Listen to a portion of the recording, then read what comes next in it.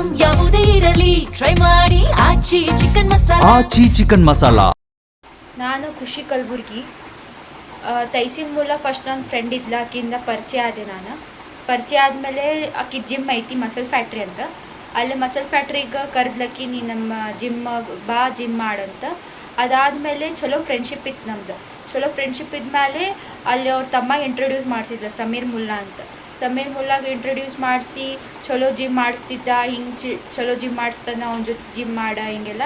ಮತ್ತು ನಾವೆಲ್ಲ ಫ್ಯಾಮ್ಲಿ ಎಲ್ಲ ಫ್ರೆಂಡ್ಸ್ ಚಲೋ ಐತಂದು ಫ್ಯಾಮ್ಲಿ ಎಲ್ಲ ಸೇರಿ ಇದು ಪಾರ್ಟೀಸಿಗೆ ಹೋಗ್ತಿದ್ವಿ, ಬರ್ಡೇ ಪಾರ್ಟೀಸ್ ಎಲ್ಲ ಮಾಡಿದ್ವಿ. ಇದಕ್ಕಂದ್ರೆ ನಮ್ಗೆ ಗೊತ್ತಿದ್ದಿಲ್ಲ ಒಳಗಿಂದ. ಅದಾದಮೇಲೆ ಸ್ವಲ್ಪ ದಿನ ಆದಮೇಲೆ ಸಮೀರ್ ನಂಗೆ ಮನೆಗೆ ಕರೆದ್ಮೇಲೆ ನಂಗೆ ಬಾ, ನಂಗೆ ಪಿಕ್ ಮಾಡ, ಜಿಮ್ಮಿಗೆ ಹೋಗೋಣ ಅಂತ. ನಿಯರ್ ಬೈ ಜಿಮ್ ಐತಿ ಅವ್ರ ಮನೆ ಅಂತ ನಂಗೆ ಕರ್ದ ನಂಗೆ. ಅದು ಕರೆದ್ಮೇಲೆ ಬಾ ಒಳಗೆ ಬಾ ನೀರು ಕುಡಿ ಅಂಥೇಳಿ ಒಂದು ಏನೋ ಡ್ರಿಂಕ್ದಾಗ ಏನೋ ಮಿಕ್ಸ್ ಮಾಡಿದ್ಮೇಲೆ ನಂಗೆ ಏನೋ ಡಿಸಿನೆಸ್ ಚಾಲು ಆದಮೇಲೆ ರೂಮಿಗೆ ಕರ್ಕೊಂಡು ಹೋಗಿ ನೀರು ರೆಸ್ಟ್ ಮಾಡಂತಂದ. ಅದಾದಮೇಲೆ ನನ್ನ ಮುಂದೆ ಏನಾಗಿತ್ತು ಗೊತ್ತಿಲ್ಲ, ಅದು ಇಂಟಮೆಸಿ ಏನು ಇತ್ತು ಗೊತ್ತಿಲ್ಲ. ಅದಾದಮೇಲೆ ನೆಕ್ಸ್ಟ್ ಡೇ ನಂಗೆ ತೋರಿಸಿದ ಅಂದ್ರೆ ವೀಡಿಯೋ ತೋರಿಸಿದ, ನಿನ್ನ ವೀಡಿಯೋ ನಾನು ಹಿಂಗೆ ಮಾಡೇನಿ ನೋಡು. ನಾ ಶಾಕ್ದಾಗಿದ್ಮೇಲೆ ನಾ ಹೇಳಿದೆ ಅವ್ನು ಮಾಡೋಕ್ಕೆ ಹೋಗ್ಬೇಡ ಪ್ಲೀಸ್, ಹಿಂಗೆ ಮಾಡೋ ಇಲ್ಲ, ನಿನ್ನ ಸೇಫ್ಟಿ ನನ್ನ ಕಡೆ ಎತ್ತೈತಿ, ನಾನು ಪ್ರೊಟೆಕ್ಟ್ ಮಾಡಿರ್ತೀನಿ ತಗೋ, ಯಾರಿಗೂ ಏನು ಹೇಳೋಂಗಿಲ್ಲ, ಬರೀ ನೀನು ನಂದಾಗಿರ್ಬೇಕು, ಅದಕ್ಕೆ ವೀಡಿಯೋ ಮಾಡಿಕೊಂಡೆ.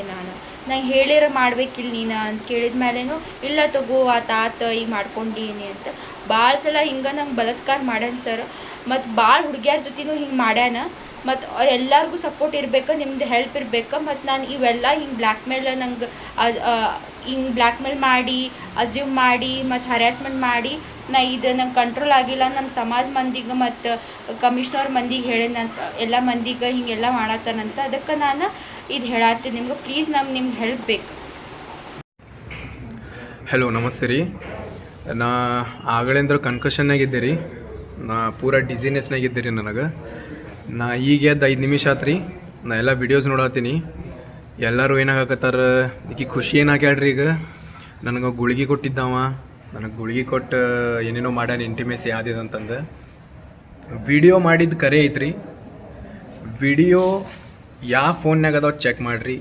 ನಂದು ಫೋನ್ SSK ಸಮಾಜ ಅವ್ರ ಕಡೆ ಐತ್ರಿ. ನಂದು ಫೋನ್ ತರಸ್ರಿ, ನನ್ನ ಫೋನ್ಯಾಗ ಚೆಕ್ ಮಾಡಿಸ್ರಿ. ಖುಷಿ ಕಲಬುರ್ಗಿ ಫೋನ್ಯಾಗ ಚೆಕ್ ಮಾಡಿರಿ ವಿಡಿಯೋಸ್. ನನ್ನ ಫೋನ್ಯಾಗ ಒಂದು ವಿಡಿಯೋ ಸಿಗಂಗಿಲ್ಲ ರೀ ನಿಮಗೆ. ವಿಡಿಯೋ ಮಾಡಿದ್ದು ಖುಷಿ ಕಲಬುರ್ಗಿ ಮಾಡ್ಯಾಡ್ರಿ. ಈಗ ನಾ ಗುಳ್ಗಿ ಕೊಟ್ಟಕ್ಕಿಗೆ ಬೇವೋಶ್ ಮಾಡ್ಸೇನಂದ್ರೆ ನಾ ಮಕ್ಕೋಬೇಕೇನು ಅಕ್ಕಿ ಮಕ್ಕೋಬೇಕ್ರಿ ಬೇವೋಶಾಗಿ?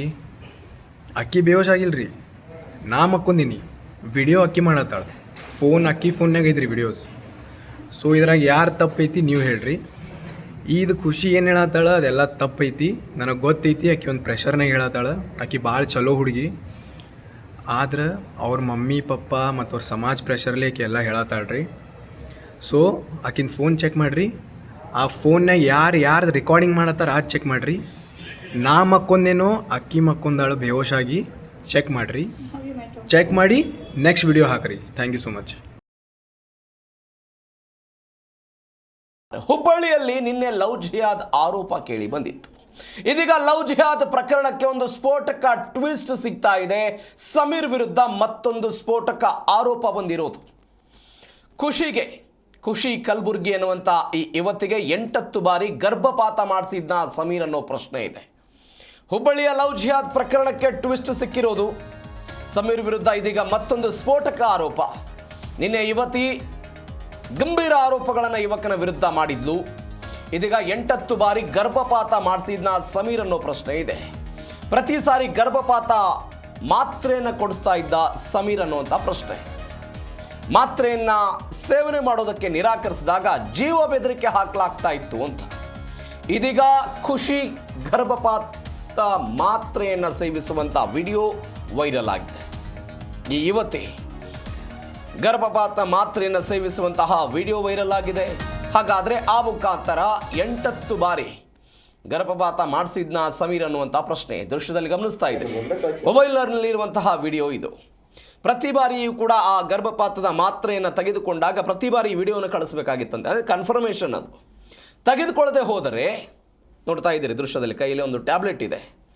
ಈ ಗರ್ಭಪಾತ ಮಾತ್ರೆಯನ್ನು ತೆಗೆದುಕೊಳ್ಳದೆ ಹೋದರೆ ಜೀವ ಬೆದರಿಕೆಯನ್ನು ಹಾಕಲಾಗ್ತಾ ಇತ್ತು ಅನ್ನುವಂಥ ಗಂಭೀರವಾದಂಥ ಆರೋಪ. ನಿನ್ನೆ ಈ ಯುವತಿ ಒಂದು ಗಂಭೀರವಾದಂಥ ಆರೋಪ ಮಾಡಿದ್ದು ಮತ್ತು ಬರುವಂತಹ ಔಷಧಿಯನ್ನು ಕೊಟ್ಟು ನನ್ನ ಮೇಲೆ ಅತ್ಯಾಚಾರ ಆಗಿದೆ, ರೇಪ್ ಆಗಿದೆ. ಆ ವಿಡಿಯೋಗಳನ್ನು ಬಳಕೆ ಮಾಡಿಕೊಂಡು ಆ ವಿಡಿಯೋಗಳನ್ನು ಇಟ್ಕೊಂಡು ನಿರಂತರವಾಗಿ ನನ್ನ ಮೇಲೆ ಇಂಥದ್ದೊಂದು ದೌರ್ಜನ್ಯ ಆಗಿತ್ತು ಅಂತ ಮಾತನಾಡಿದ್ದು.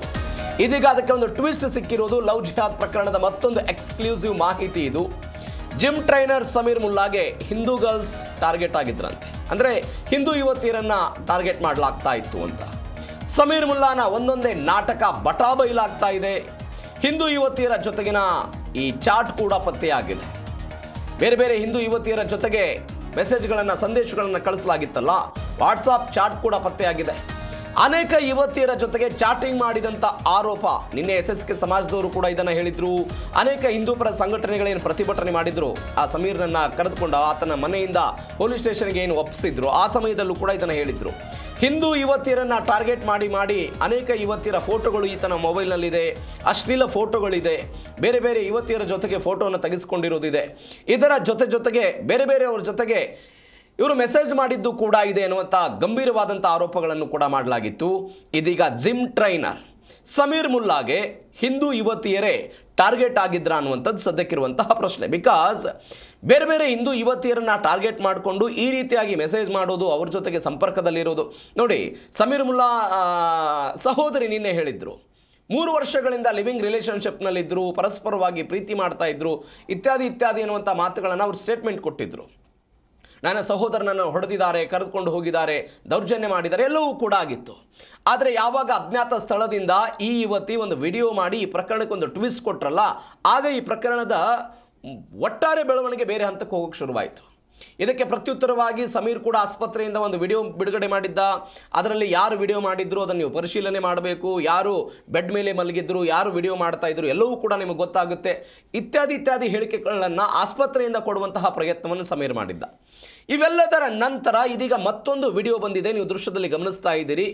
ಗರ್ಭಪಾತ ಅಂದರೆ ಪ್ರತಿ ಬಾರಿಯೂ ಕೂಡ 8 ಬಾರಿ ಈ ರೀತಿಯಾಗಿ ಗರ್ಭಪಾತ ಮಾತ್ರೆಯನ್ನು ಇವರು ಸೇವನೆ ಮಾಡಿದ್ದಾರೆ ಅಂತ.